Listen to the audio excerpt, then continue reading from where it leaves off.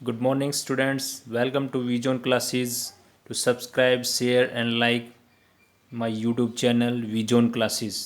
आज हम आपके लिए जो नेक्स्ट यूनिट लेके आए हैं वो है आपके पास केमिकल काइनेटिक्स।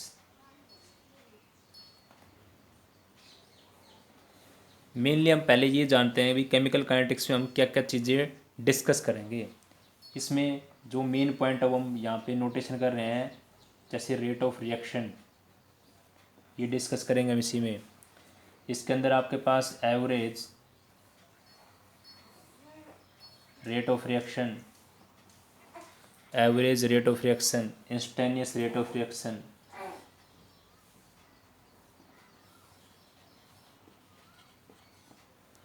और इसी के अंदर हम इंटीग्रेटेड फॉर्म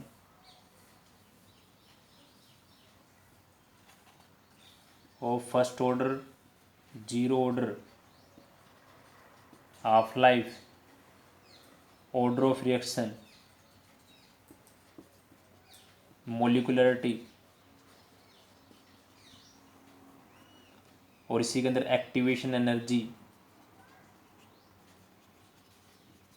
कैसे एक्टिवेशन एनर्जी हमारे रेट ऑफ रिएक्शन को अफेक्ट करती है, कौन कौन से फैक्टर अफेक्ट करते हैं, ये सारी बातें हमारे पास हमारी जो यूनिट है केमिकल काइनेटिक्स।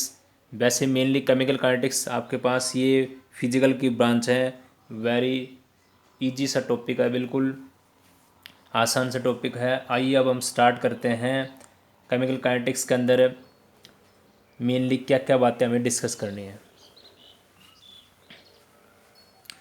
तो सबसे पहले हम जानते हैं कि केमिकल काइनेटिक्स होता क्या है।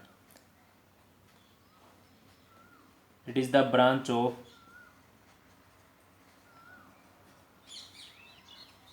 फिजिकल केमिस्ट्री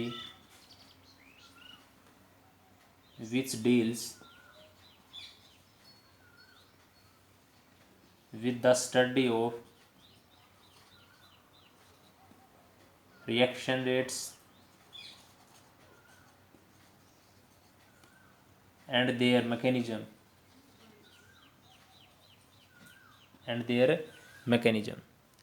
ये सभी चीज़ें डिस्कस कौन करवाती है? आपकी केमिकल काइनेटिक्स। ठीक है। अब हम क्यों केमिकल काइनेटिक्स को पढ़ते हैं? देखो, इससे पहले आपने जो आपकी 11th क्लास थी उसमें एक चैप्टर आता है आपके पास थर्मोडायनेमिक्स, और एक आपके पास आता है केमिकल इक्विलिब्रियम।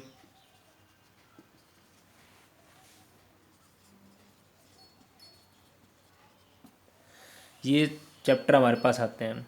केमिकल इक्विलिब्रियम जो हमारे पास ये बताता है कि रिएक्शन किस साइड में आपके पास शिफ्ट होगी, फॉरवर्ड या बैकवर्ड में, कहाँ इक्विलिब्रियम शिफ्ट होगा, उसका किस डायरेक्शन के अंदर वो शिफ्टिंग आएगी जब उस पर ली चार्ट्री प्रिंसिपल लगाएंगे हम। तो ये बातें आपको डिस्कस करवाते हैं आपकी केमिकल इक्विलिब्रियम कि रेट ऑफ रिएक्शन कब आपकी इक्विलिब्रियम कंडीशन पे आएगी। थर्मोडायनेमिक्स है वो हमें स्टडी करवाती है स्पॉन्टेनिटी ऑफ रिएक्शन के बारे में, कि कौन सी रिएक्शन स्पॉन्टेनियस है, कौन नॉन स्पॉन्टेनियस है, कब वो इक्विलिब्रियम कंडीशन पे है। अब क्या हुआ कि जो हमारे पास रेट ऑफ रिएक्शन है वो स्लो है या फास्ट है, या उसका किस टाइप से मैकेनिज्म, मतलब हमने लिख दिया R convert into P, reactant से प्रोडक्ट बन गया आपके पास। तो इसको कैसे आइडेंटिफाई करेंगे, वो कैसे बताएंगे इसका मैकेनिज्म कैसे फॉलो हुआ है, किस स्टेप के अंदर है। तो ये डिफ़िकल्टी थी इन दोनों से बताने में। तो हमारे पास एक नई टर्म आई जो आपके पास थी केमिकल काइनेटिक्स। जो काइनेटिक्स वर्ड जो लिखा हुआ है इसका मतलब होता है मूवमेंट, और मूवमेंट किस में करेंगे हम? रेट ऑफ रिएक्शन के अंदर। ठीक है। तो ये तो हमने जाना कि भाई जो हमारी केमिकल काइनेटिक्स है वो स्टडी करवाती है रिएक्शन रेट के बारे में और उसका मैकेनिज्म के बारे में। अब हमारे पास जो, अगर हम रेट ऑफ रिएक्शंस के बारे में बात करें तो मेनली हमारे पास 3 टाइप्स बनती हैं। एक होती है स्लो रिएक्शन, एक होती है फास्ट रिएक्शन, और एक होती है मॉडरेट स्पीड रिएक्शन। ये 3 रिएक्शन आपके पास, एक फास्ट रिएक्शन, एक मॉडरेट स्पीड रिएक्शन, एक स्लो रिएक्शन। स्लो रिएक्शन जो वेरी स्लो, जैसे मान लो आपके पास एग्जांपल है rusting of iron, rusting of iron जो क्या है एक स्लो रिएक्शन है।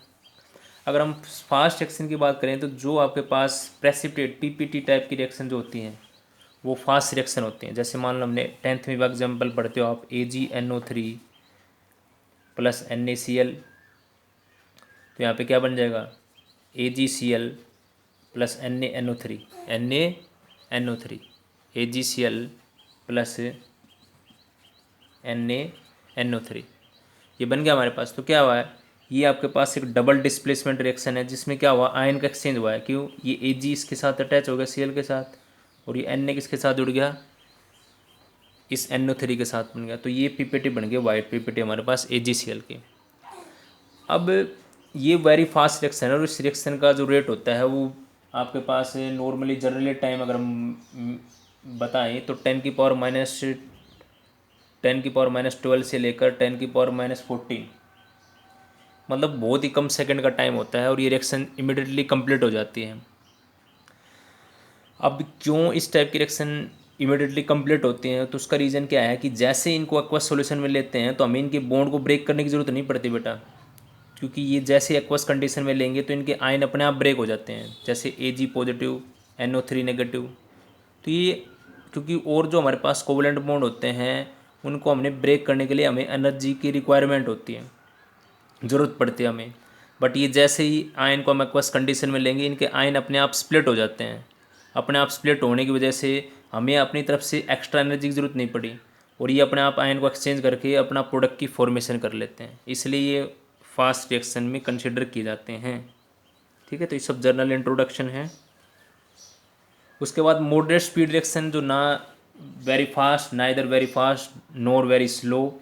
तो जैसे मान लो हमारे पास एग्जांपल उसमें हम ले सकते हैं, जैसे इथाइल एस्टेट है CH3CO C2H5, अगर इसकी हाइड्रोलिसिस करते हो आप इथाइल एस्टेट की तो ये लाइक एनर्जी हमारे पास जो आप एस्टेरिफिकेशन रिएक्शन पढ़ते हैं ना उसी का बिल्कुल रिवर्स है।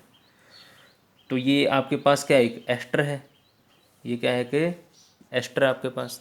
तो क्या बन जाएगा प्रोडक्ट C2H5OH प्लस CH3COH बन गया आपके पास। ठीक है, क्योंकि जब ये दोनों एक अल्कोहल और एक कार्बोक्सिल जुड़ता है तो क्या बनता है, एस्टर बनता है। तो ये जो रिएक्शन हमारे पास, और ये जब रिएक्शन हम कर रहे हैं तो किसकी प्रेजेंस में करेंगे, in the presence of acid, in the presence of acid. क्योंकि ये अगर जनरली हम देखें तो इक्वेशन को हम ऐसे भी लिख सकते हैं ये। तो ये इक्वेशन एक इक्विलिब्रियम कंडीशन में है कि भाई जब ये इसकी हाइड्रोलिसिस करेंगे तो ये बन जाएगा, और इनको इन द प्रेजेंस में ये करेंगे, मतलब दोबारा से अगर इस रिएक्शन को एक अल्कोहल ले लिया और एक कार्बोक्सिल ले लिया तो आपके पास किसकी फॉर्मेशन हो जाएगी, एस्टर की फॉर्मेशन हो जाएगी आपके पास। ठीक है, तो ये थी हमारे पास मॉडरेट स्पीड रिएक्शन। तो ये सब जनरल बातें थी। अब हम जो हमारा मेन जो यूनिट्स का फर्स्ट टॉपिक स्टार्ट होने जा रहा है जिसका नाम है रेट ऑफ रिएक्शन। क्या नाम है, रेट ऑफ रिएक्शन। तो इस यूनिट में हम रेट ऑफ रिएक्शन के बारे में स्टडी करेंगे कम्प्लीटली। तो हम यहाँ पे डालते हैं heading rate of reaction. Rate of reaction, rate of reaction क्या होता है, देखो रेट ऑफ रिएक्शंस की अगर हम बात करें तो रेट ऑफ रिएक्शन होता है change in concentration of reactant या प्रोडक्ट पर यूनिट टाइम, उसको हम क्या बोलते हैं, रेट ऑफ रिएक्शन बोलते हैं। तो इसमें आएगा it may be defined as the change in concentration of reactant और प्रोडक्ट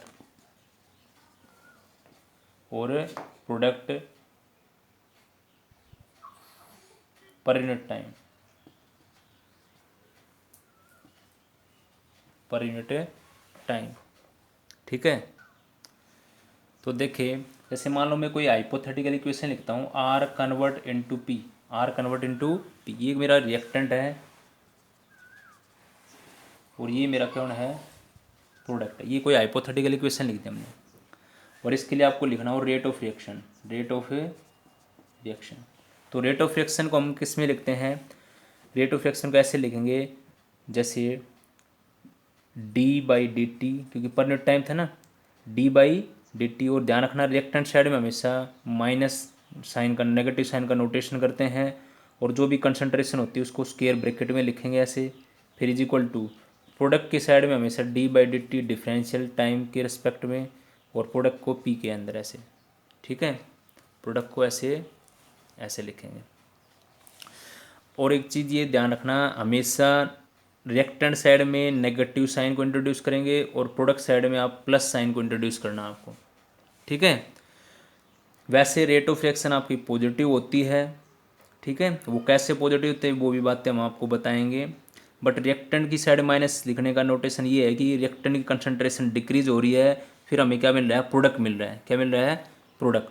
तो प्रोडक्ट की साइड में प्लस, रिएक्टेंट की कंसंट्रेशन डिक्रीज हुई है तो माइनस, प्रोडक्ट की हमें मिला है हमें तो उसकी कंसंट्रेशन इंक्रीज हुई है, इसलिए उसको किससे करेंगे, प्लस साइन से नोटेशन करेंगे, ठीक है। तो ये चीज़ ध्यान रखेंगे इसके अंदर।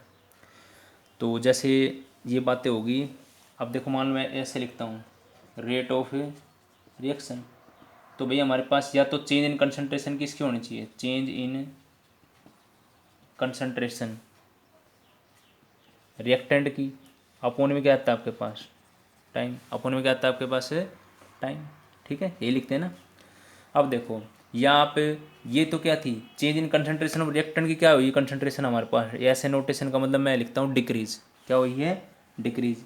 या मैं ऐसे लिख सकता हूँ इंक्रीज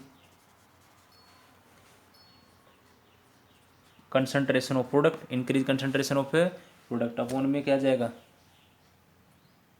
अपोन में क्या आ जाएगा, टाइम, अपोन में क्या आ जाएगा, टाइम आ जाएगा आपके पास, ठीक है।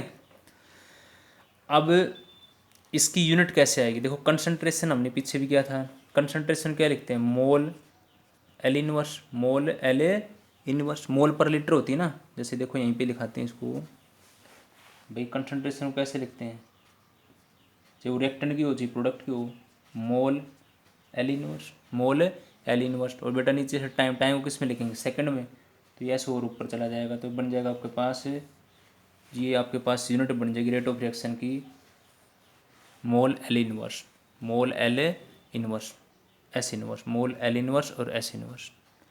तो ये हमारे पास यूनिट होगी। अगर मान लो आपकी रेट ऑफ रिएक्शन को अगर हम नोटेशन करते हैं किस में, गैसेस के टर्म में, किस में एक्सप्रेस करते हैं, गैसेस, जो हमारे मोलर कंसंट्रेशन रिएक्टेंट प्रोडक्ट है उसको अगर हम गैसियस रिएक्शन के रूप में रिप्रेजेंट करें तो उसके लिए गैसेस में क्या होगा, गैसेस में प्रेशर की बात करेंगे, और प्रेशर के अंदर क्या हो जाएगा, उस कंसंट्रेशन लिखेंगे ATM के अंदर, एटमॉस्फेरिक प्रेशर पे, और नीचे से टाइम ऊपर जाएगा तो क्या बन जाएगा, ATM एस इनवर्स। ये कब है, ये हमारे पास कब है, जब हम एक्सप्रेस कर रहे हो अपनी रेट ऑफ रिएक्शन को, या फॉर गैसेस रिएक्शन के लिए हो जाएगा, इन केस ऑफ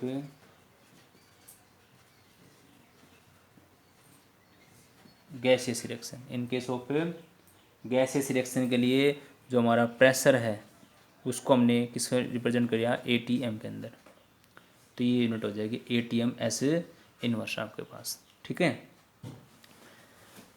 तो यूनिट भी हमने डिस्कस कर ली है, तो ये दोनों चीज़ें हमने कंप्लीट की है। अब एक एग्जांपल और करते हैं, जैसे मान लो आपके पास है N2 + 3H2 convert into NH3, convert into NH3। अब देखो नाइट्रोजन कितने, 2 है यहाँ पे, नाइट्रोजन कितने हैं, 2, तो यहाँ पे बैलेंस करेंगे, 2 से मल्टीप्लाई कर दिया हमने, और आपसे पूछा था भाई इसके लिए रेट ऑफ रिएक्शन लिखो बेटा, तो अभी मैंने बताया था रिएक्टेंट साइड में हमेशा टर्म क्या करना है, माइनस, और प्रोडक्ट साइड में क्या लिखना है, प्लस लिखना है। दूसरा, ये जो लिखे हुए जैसे 3 लिखा हुआ है यहाँ पे, ये होता है इसका स्टिक्योमेट्रिक ऑप्शन,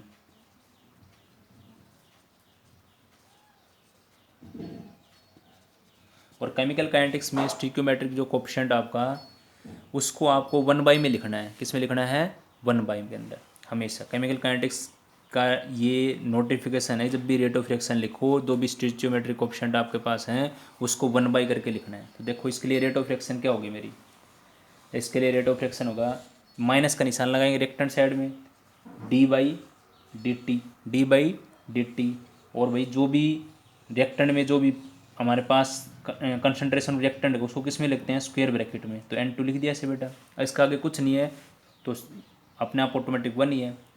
फिर बराबर का निशान लगाएंगे, फिर इसके लिए करेंगे -1/3 dy/dt, और यहाँ पे कौन है H2, इतना लिख दिया। अब हम उधर चलेंगे, = इसके लिए क्या हो जाएगा +1/2, प्रोडक्ट की साइड में हमेशा प्लस लिखेंगे, dy/dt, और कौन है NH3, तो NH3 को यहाँ ऐसे लिखते हैं।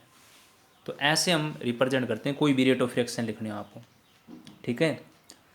तो रिएक्टेंट साइड में माइनस, स्टिचोमेट्रिक कोएफिशिएंट उसको 1/, में लिखेंगे, dy/dt के रिस्पेक्ट में डिफ्रेंशिएट करेंगे उसको। तो ये आप ऐसे रिप्रेजेंट करते हो रेट ऑफ रिएक्शन को। यूनिट भी हो गया हमारे पास, चाहे वो गैसेस में हो, चाहे वो आपके पास मोलर अगर आपके पास किसी सॉल्यूशन के अंदर number of moles per litre के अंदर डिजोल्व कर रखे तो उसके अकॉर्डिंग ऐसे लिखेंगे उसको, ठीक है। तो ये भी हमने नोटेशन कर लिया है। अब हमारे पास नेक्स्ट में आता है, एक नई टर्म आती है average rate of reaction. Average rate of reaction, अब एवरेज रेट ऑफ रिएक्शन की क्यों जरूरत पड़ी हमें? देखो मान लो आपके पास ये कोई ए पॉइंट है, ए पॉइंट से बी पॉइंट पे गए आप, ये बी पॉइंट है। तो आप नॉर्मली जो भी आपके पास ऑटोमोबाइल्स के अंदर जो भी गाड़ी है, अगर ए से बी जाती है तो हम उसकी स्पीड को कैसे करते हैं? डिस्टेंस अपॉन में टाइम, डिस्टेंस अपॉन में टाइम लिखते हैं। तो भाई रेट ऑफ रिएक्शन को कैसे आइडेंटिफाई करें? तो इसी के लिए हमने क्या जरूरत पड़ी? Average rate of reaction. जैसे इसको डिस्टेंस अपॉन टाइम लिखा है ना स्पीड को, ये स्पीड आपके पास, स्पीड क्या होगी? डिस्टेंस अपॉन में टाइम। तो इसी तरह एवरेज रेट ऑफ रिएक्शन को कैसे लिखेंगे? तो ध्यान रखेंगे, जो आपके पास एवरेज रेट ऑफ रिएक्शन है, तो लिखेंगे average rate of reaction is the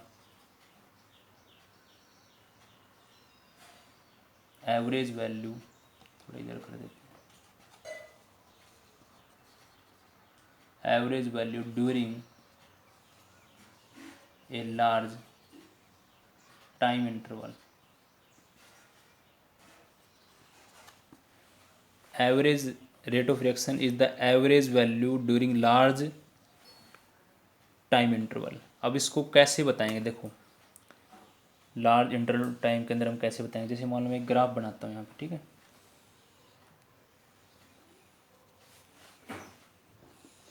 ये ग्राफ है, इस साइड में हमारे पास हो जाएगी कंसंट्रेशन ऑफ रिएक्टेंट, और अभी मैंने बताया रिएक्टेंट कंसंट्रेशन क्या होती है बेटा? डिक्रीज होती है ना। तो डिक्रीज को मैंने ऐसे एक नोटेशन से कर दिया, थोड़ा ग्राफ ध्यान से देखेंगे,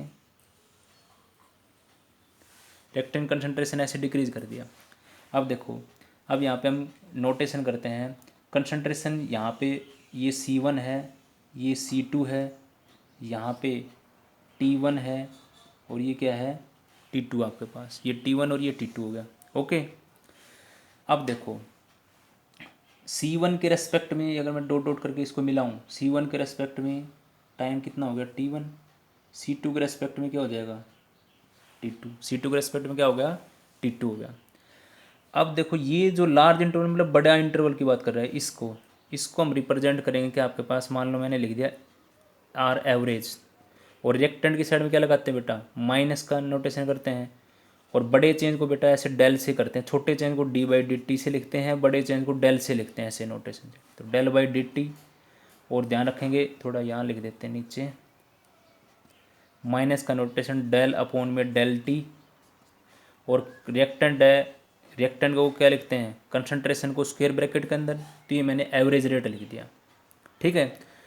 और कंसंट्रेशन कैसे लिखेंगे? देखो यहाँ पे ये है ना, तो ये लिखते टाइम ऐसे लिखेंगे इसके अंदर, देखो। और यहाँ पे ध्यान रखेंगे हमेशा लिखते हैं final minus initial, final minus minus में इनिशियल। तो देखो फाइनल कौन है मेरी? C2, इनिशियल कौन है? C1 अपॉन में यहाँ पे फाइनल टाइम कौन है? T2, ये क्या है? T1। और ध्यान रखेंगे इसके ओवरऑल क्या है? इसके आगे माइनस का नोटेशन आपके पास है,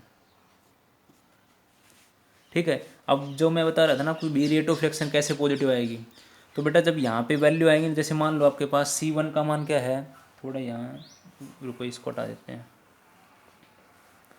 मान लो मेरे पास C1 का का मान आपके पास है 10 और C2 का मान है 5।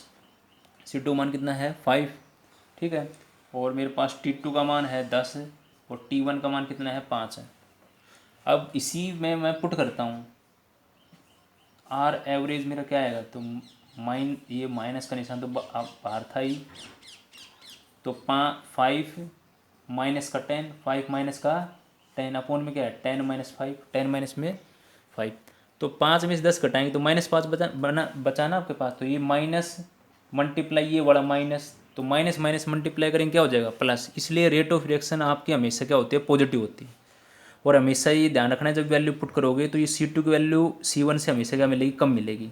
क्योंकि देखो कम कैसे है, यहाँ पे देखो ना भाई, ये जो कंसंट्रेशन है भाई, कंसंट्रेशन कहाँ बढ़ेगी, ऊपर की तरफ, नीचे की तरफ आएंगे तो डिक्रीज होगी। तो इसलिए C1 का मान क्या मिलेगा बड़ा, C2 का मान क्या मिलेगा छोटा मिलेगा। क्योंकि कंसंट्रेशन ऊपर इधर बढ़ रही है और टाइम इधर बढ़ रहा है बेटा, टाइम इस साइड बढ़ रहा है और कंसंट्रेशन इधर बढ़ रही है आपके पास। तो इसलिए माइनस को माइनस से मल्टीप्लाई करेंगे क्या हो जाएगा प्लस हो जाएगा अपने आप, क्या हो जाएगा प्लस। इसलिए रेट ऑफ रिएक्शन हमेशा प्लस होती है। तो ये अगर लार्ज इंटरवल के लिए हमें रिप्रेजेंट करना हो तो हम एवरेज रेट से रिप्रेजेंट करते हैं। तो ये हो गया हमारे पास एवरेज रेट, ठीक है। अब एक हमारे पास आता है instantaneous rate. Instantaneous rate of reaction, अब वो तो बड़े चेंज के बारे में आइडेंटिफाई कर रहा था। अगर मान लो स्मॉल इंटरवल ऑफ टाइम के अंदर हमें पर्टिकुलर इंस्टेंट पे जो भी रेट ऑफ रिएक्शन है उसको आइडेंटिफाई करना हो, जैसे मान लो, क्यों भाई मान लो ये आपके पास रेवाड़ी है और रेवाड़ी से कोई गाड़ी गई है दिल्ली, ठीक है।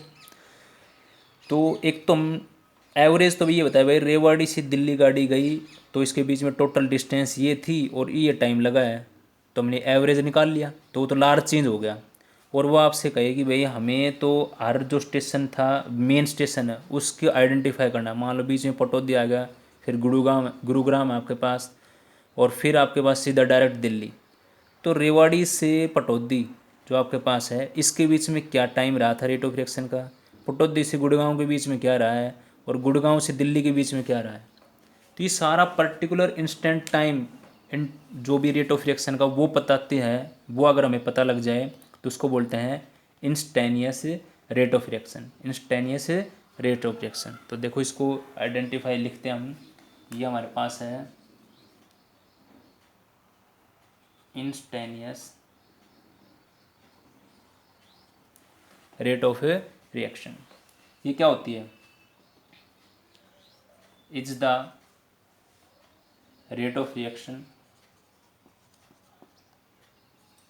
Eight a particular instant of time, particular instant of time,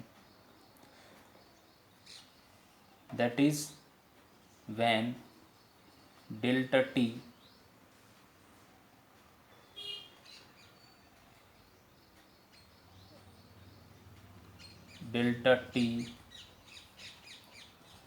approach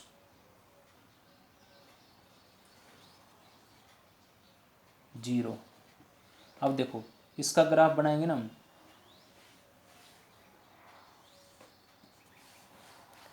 तो इसमें भी यही होगा, यहाँ पे आएगा कंसंट्रेशन ऑफ प्रोडक्ट, जैसे उसमें रिएक्टेंट था इसमें प्रोडक्ट आएगा, और यहाँ पे आएगा आपका टाइम, ठीक है।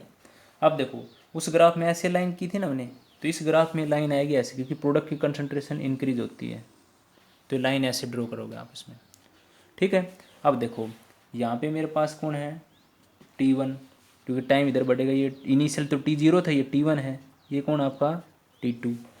इसी तरह कंसंट्रेशन यहाँ पे क्या है C1, यहाँ पे क्या आपकी C2, यहाँ पे क्या आपकी C2।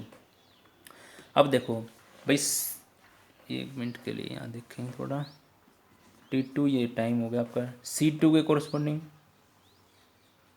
T2, C1 के कोरस्पॉन्डिंग ये हो गया आपके पास, ठीक है। अच्छा अब इसके अंदर अगर मेरे को दोनों चीज़ दिखानी हो, मान लो एवरेज भी और वो भी, दोनों एवरेज भी नोटेशन करना हो और ये दोनों चीज़ें नोटेशन करनी हो आपको, तो इस लाइन थोड़ा सा, तो ये तो बड़ा जो चेंज आपके पास, ये बड़ा चेंज है ना कंसंट्रेशन का, तो इसको लिखेंगे average delta P upon delta T, plus का नोटेशन रहेगा, कंसंट्रेशन को ऐसे लिख देंगे, ठीक है। और ये कैसे लिखा जाएगा, C2 माइनस C1 अपॉन में T2 माइनस में T1। और अगर मान लो देखो यहाँ पे मैं कोई एक टेंजेंट लाइन का मतलब क्या होती है, स्पर्श रेखा। यहाँ पे हमने एक टेंजेंट लाइन खींच दी और उसके रेस्पेक्ट में देखो ये एक ट्रायंगल हमने यहाँ पे ड्रॉ कर दी है, और ये हमने रिप्रेजेंट किया है आपका इंस्टेनियस का, INST से हमने लिख दिया इसको इंस्टेनियस के लिए। ये क्या हो जाएगा, d/dt और p।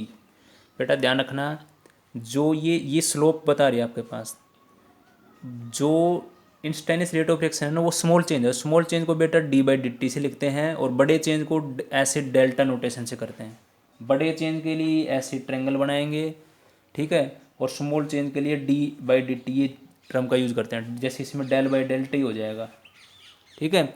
बड़े चेंज के लिए ये और छोटे चेंज के लिए d/dt का यूज़ करते हैं हम। तो इंस्टेनियस चेंज तो कौन सा हमारे पास, स्मॉल चेंज है ना हमारा, कैसा चेंज है, स्मॉल चेंज है, तो इसको d/dt। और देखो प्रोडक्ट साइड में हम प्लस का नोटेशन करते हैं, ठीक है, क्योंकि प्रोडक्ट की कंसंट्रेशन इंक्रीज हो रही है ना, ऐसे बढ़ रहा है आपके पास ऐसे। तो ये हमने पढ़ा इंस्टेनियस रेट ऑफ रिएक्शन, तो इसको ध्यान रखेंगे। जैसे मान लो इसी के लिए अगर आपको, जैसे ये ऊपर देख लें सभी ने, देखो मान लो मैंने ऐसे लिखना था R कन्वर्ट इनटू P, और इसके लिए मेरे को इंस्टेनियस रेट लिखना है, तो कैसे लिखूंगा, -d/dt कंसंट्रेशन को स्क्वायर ब्रैकेट में इज इक्वल टू d/dt। तो ये मैंने इंस्टेनियस रेट लिख दिया। और अगर मान लो मेरे से कोई ये पूछे कि भाई इसका एवरेज रेट लिखो, तो कोई चीज़ नहीं करना आपको, बस ये करना है यहाँ पे del/del हो जाएगा बस, क्योंकि एवरेज रेट में बेटा लार्ज चेंज को इंट्रोड्यूस करते हैं और इंस्टेनियस में स्मॉल चेंज को इंट्रोड्यूस करते हैं। तो ये हमने जो बातें आज सीखी हैं, average rate of reaction, instantaneous rate of reaction और रेट ऑफ रिएक्शन। तो रेट ऑफ रिएक्शन क्या थे हमारी, change in concentration of product या रिएक्टेंट पर यूनिट टाइम, और रेट ऑफ रिएक्शन की यूनिट क्या थी, मोल L इनवर्स S इनवर्स। अगर गैसेस रिएक्शन के लिए हो तो ATM S इनवर्स हो जाएगा आपके पास। केमिकल काइनेटिक्स कौन है हमारे पास, फिजिकल केमिस्ट्री की ब्रांच है जो स्टडी करवाती है किसके बारे में, रेट ऑफ रिएक्शन और उसके मैकेनिज्म के बारे में, ठीक है। Thank you for watching revision classes.